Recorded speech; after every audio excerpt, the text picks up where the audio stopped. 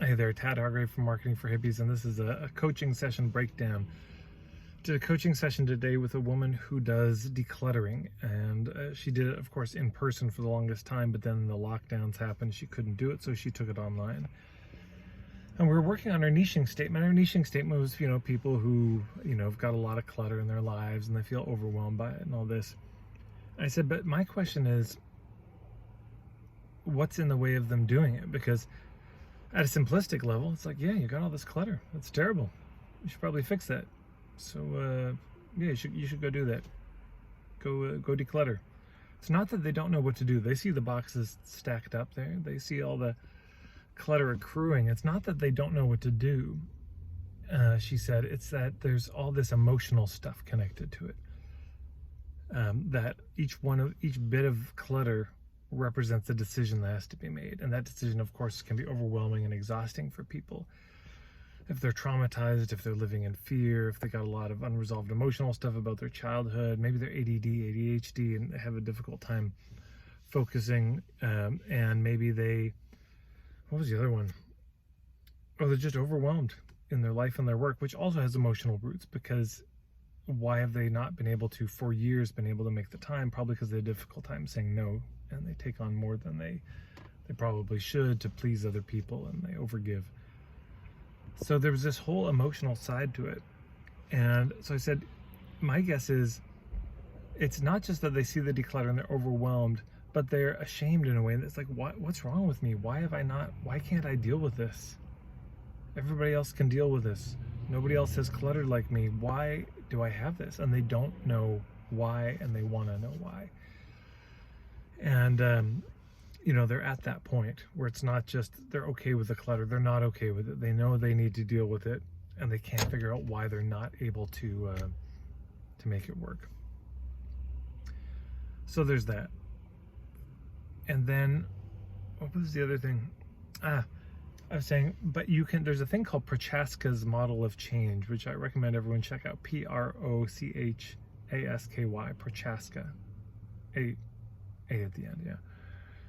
And he had the idea that we're at different stages, and sometimes you're at the stage where you're ready to act, but sometimes you're just thinking about it. Sometimes you're before even thinking about it, and you have to meet people where they are. And I said, so if you were speaking to a group of people, you could say, well, here's my point of view on this, and that's how it works in the point of view marketing. You can say, raise your hand if you're dealing with clutter. Everybody raises their hand, and then you say, but maybe you don't know why, and then you explain why, and they start to say, oh my gosh, that's me. Yeah, I'm dealing with clutter, and that makes sense as a reason why I can see that. Some of those people will just say, you know what, I'm ready to deal with it, and they're going to leap on. But there'll be a bunch of people who don't. There'll be a bunch of people who say, but that's overwhelming. And for some of those people, what they're just going to need to do is kind of what I call swim around in your point of view for a while. Sometimes you want to change your eating habits. And at first, what you need to do is just read a lot, listen to a lot of podcasts, wrap your head around it. You're just thinking about it. You're getting yourself ready. It's like bungee cord jumping. You're standing there just ready to jump, and you're not quite ready to jump, but you're gearing yourself up for it. And some of us take longer with that than others. There are a lot of people, Tad, I've watched your videos for years, and I'm finally ready. They had to swim around it. I remember, years and years ago, I was so shy in terms of dating and talking to women, and I had to read a bunch of books on dating and nothing changed for 9 months. I just had to read this stuff to start to get comfortable with the idea, of any kind of romantic anything. So this often happens. People need to it's like learning a new language, like a baby. I don't remember this, but I imagine there's just so much absorbing before they speak, before they take that risk and say a word. They're just absorbing and listening. And if you go to a foreign country, there's often a lot of that. You're just sitting and you're listening to the language, and you don't even realize how much it's affecting you, but you need to just hear it and be around it. That's often the case for people with our material, so it's good to give them that. But I also said to this woman, what you could do is you could create a course that helps them get ready. You could create a course that helps them get to a point where they're ready to do the work. Something gentle, something that facilitates the swimming around in your point of view. Maybe it's a journal they could begin to fill out.